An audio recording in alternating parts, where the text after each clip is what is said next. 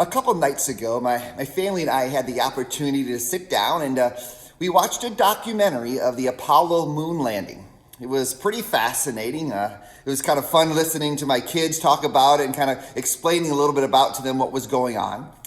But in one of the scenes, the astronauts were about ready to step on the moon, and the camera pans back, and this is all like live footage, so it's pretty amazing. The camera pans back and shows the Earth, and one of the astronauts says something to the effect of, "Wow, what a change of perspective," and how insignificant some things in life seemed when looking at the Earth and looking at it in a backdrop of the entire planets and stars in the galaxy.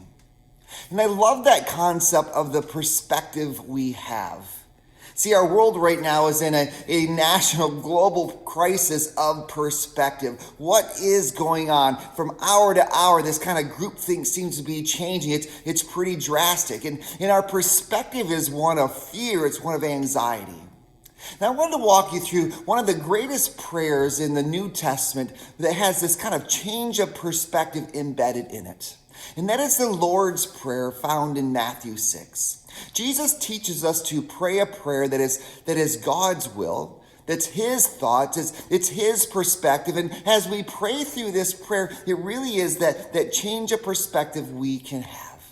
Jesus starts off in teaching this phrase, "Our Father who is in heaven, hallowed be your name."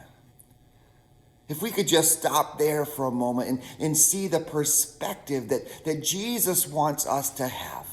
That God is on the throne, that he is in control, and that change of perspective that we can have when we look to him and say, "God, you are in heaven.